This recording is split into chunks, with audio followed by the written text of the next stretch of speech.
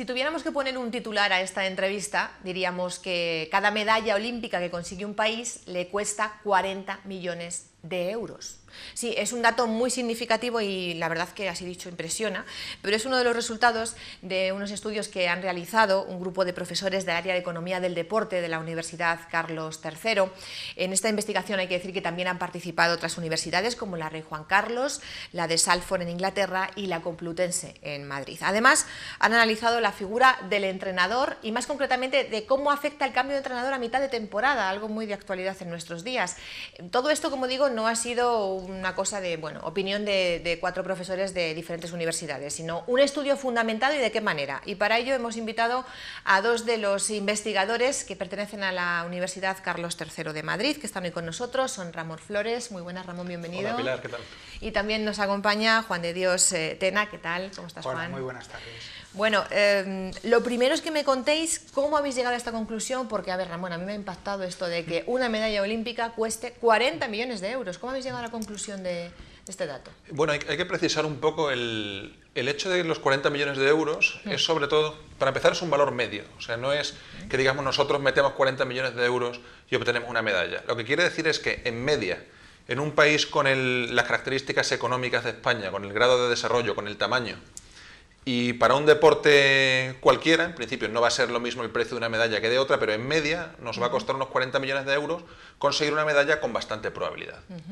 Nosotros, nuestra manera de trabajar es, tenemos una base de datos con las inversiones de los diferentes países en deporte, aparte de muchas variables que miden su grado de desarrollo económico, sistema político, tamaño, etcétera, grado de desarrollo global.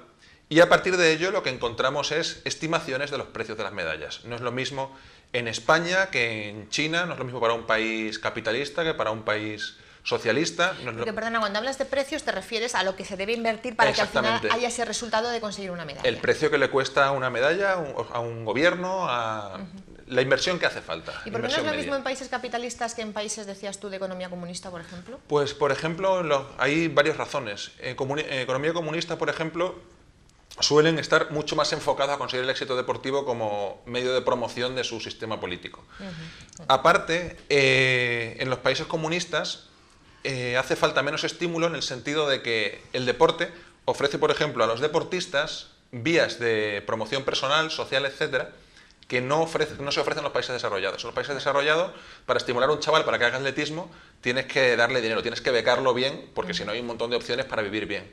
Sin embargo, por ejemplo, si uno piensa en los países socialistas, sobre todo en los años 70-80, antes de la caída del telón, ser deportista era una de las pocas vías de las que disponía una persona de la calle para alcanzar algún cierto tipo de éxito social. Claro. Todo eso influye en la inversión que hace falta para conseguir el éxito. Claro, porque estas variables de las que nos habla Ramón, Juan, decíamos que son variables como políticas, económicas, también atendéis a la demografía del país, que también es importante eso, y condiciona bastante el resultado, ¿no? Sí, sin lugar a dudas. Si tuviéramos que elegir una sola variable, la más importante es el peso económico de un país. Solo hay que mirar el medallero y ver, por ejemplo, que Estados Unidos y China copan los primeros lugares, y son las economías más importantes. La demografía no es tan importante per se. Hay países, por ejemplo, como India, que es un país muy densamente poblado y sin embargo no destaca en el medallero, eso es cierto. Pero luego, a mí me llama la atención, viendo este estudio vuestro, pues yo pensaba en atletismo y pensaba en Kenia, en los keniatas. Oye, que son unos atletas de primer orden, que reciben muchísimas medallas. Sin embargo, no es un país que destaque ni porque sea muy rico, ni porque demográficamente sea explosivo, pero supongo que ahí ya juegan otro tipo de elementos, ¿no? O a lo mejor jugaba lo que decías tú, Ramón, de que el atleta en esos países también tiene un estatus diferente. Claro, sí. Ahí sí que puede ser, ¿no, Juan? Sí.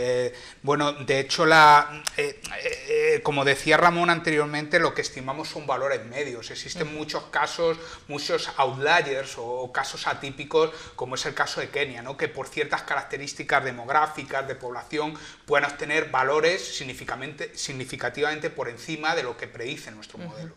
Pero nuestro modelo estima el valor medio. Sí, estamos hablando siempre pues, de una estimación media que los periodistas, ya sabéis, que somos así y hacemos el titular ya. Pero bueno, aquí lo estamos explicando y todo tiene su porqué. Entre esta investigación que han elaborado nuestros invitados y otro grupo, como decíamos antes, de profesionales de diferentes universidades, también han valorado lo que supone, se han ido al fútbol, fútbol, que es el deporte estrella en el primer mundo y bueno, yo diría que en el mundo entero. Han valorado lo que supone que se destituya a un entrenador a mitad de temporada. Los directivos del Racing no han leído vuestro estudio porque sabéis que ayer destituyeron al entrenador. Bueno, esto, a ver, cuéntame, Román, ¿cómo es la cosa? Bueno, el tema de los despidos, hay una cosa que es importante matizar. Nosotros hemos hecho nuestro estudio en Liga Argentina, tomando en cuenta 20 años, y lo que es importante en el estudio que hemos hecho no es tanto el hecho de despedir, sino el hecho de despedir demasiado. O sea, el problema en Liga Argentina es que nosotros hemos medido y es muy frecuente que un equipo entre apertura y clausura despida a 2 entrenadores, a 3 entrenadores, y nosotros con ese punto de partida hemos encontrado que a largo plazo se pierde. Hemos encontrado que de media los equipos los equipos que despedían tanto, por cada 8 partidos perdían un punto.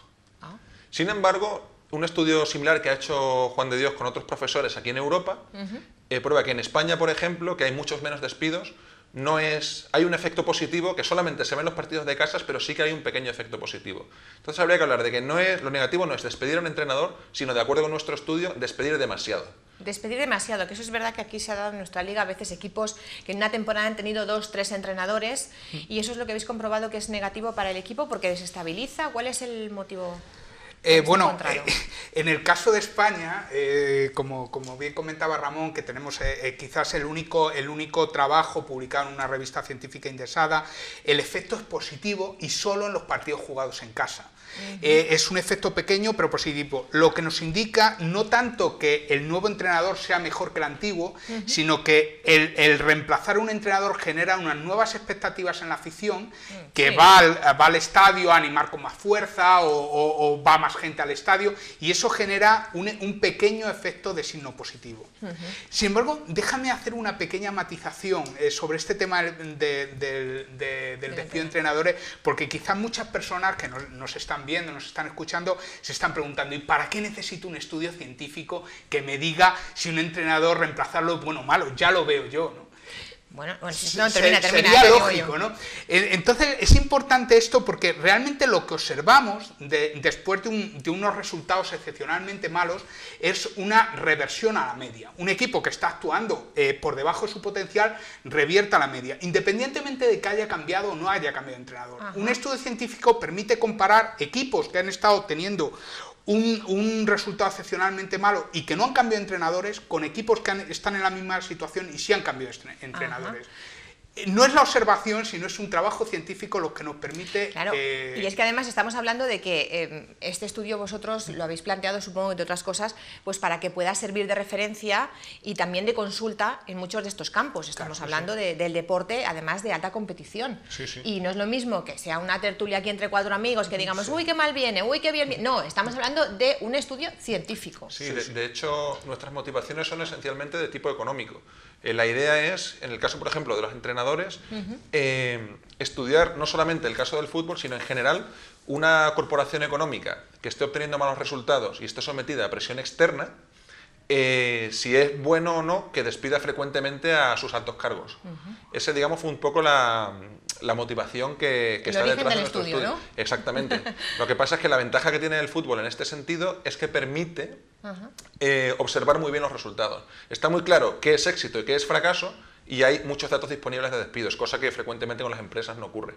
Pero esa es un poco la motivación que hay detrás de todo. Por supuesto, tiene gran interés de índole deportivo, pero no solo deportivo, también económico. Sí, porque se puede trasladar a otro ámbito del mundo de la empresa, ¿no? En este caso, aunque no sea empresa deportiva. Pero de todas formas ellos han seguido investigando y ahondando en el tema deportivo y del fútbol, porque veo que también habéis hablado de la ley Bosman. Esta ley que ya saben que limitaba el número de extranjeros no comunitarios que podía fichar un club, y sobre esto también hay un antes y un después. Sí. Y además este es un ejemplo claro de lo que comentaba Ramón, un ejemplo claro del uso del fútbol como un campo experimental para ver cómo ha afectado la globalización al grado de competencia, al tipo de actividad en una industria, ¿no? Y hemos encontrado que la ley Bosman ha incrementado el nivel de competitividad en las ligas europeas, algo que bueno, se explica fácilmente si ponemos un ejemplo con una persona persona, por ejemplo, que está comiendo un determinado alimento y en un determinado momento llega más alimento, pues ese alimento extra se puede redistribuir a más personas. Bueno, algo parecido ocurre con la ley Bosman. Llegan más jugadores de calidad que se pueden redistribuir a otros equipos. Sí, además esto le viene bien a los más pequeños o a los más humildes, ¿no? Dentro de lo que cabe, porque yo no sé si sois futboleros, por cierto, hablando de fútbol, ¿sois futboleros los dos? Sí, bastante. Sí, bastante. Pero no necesariamente todos los economistas de economía y deporte son futboleros. Son futboleros, sí. Pero vosotros sí que os tengo aquí. ¿Y sois de qué equipo sois? Pues aquí somos más o menos del Madrid, los dos, ya que estamos más aquí. Más o menos, o sea, vamos a decir que son dos madridistas y una del Atleti. Yo no les digo nada sobre qué piensan que van a hacer con el entrenador del Atleti, que ojalá que se quede para mi gusto. ¿Y qué le pasa al Madrid? Ya que habéis hecho tantos estudios, ¿vosotros creéis que algo de lo que habéis estudiado se puede aplicar a vuestro Real Madrid? Hombre, yo lo que creo es que el Madrid es un caso importante de qué ocurrió con la ley Bosman. De hecho, el Madrid yo creo que fue el mayor desencadenante de los efectos de la ley Bosman en España. Cuando en el año 95 se liberaliza el mercado de jugadores y a la vez entra dinero de las televisiones, el primero que se da cuenta es Lorenzo Sanz. Y entonces desencadena una cadena de fichajes que al principio desequilibraron el balance, en el sentido de que en la primera temporada la Liga se volvió menos competitiva porque el Madrid fichó a Mijatovic, Šuker y toda esta gente, y después vino el Barça, fichó a Ronaldo, y consiguieron dos grandes equipos, pero a partir de eso un montón de equipos de nivel medio, tipo Deportivo de La Coruña, Valencia, etcétera, comenzaron a fichar jugadores de bastante buen nivel, y hubo varios años en que la Liga tuvo un nivel de competitividad muy bueno, muchos equipos podían ganar. Mejor que ahora, porque ahora están los dos estratosféricos y los demás pobrecitos. Ahí se nota hay como tres ligas ahora. Ahí se nota la crisis, se nota mucho la crisis, se nota que Valencia, por ejemplo, tiene el problema de que no puede vender Mestalla porque no tiene compradores y por ahí se le está yendo dinero. El Atlético está en una gran crisis y eso ha desequilibrado la Liga y eso significa que el balance competitivo se ha hundido.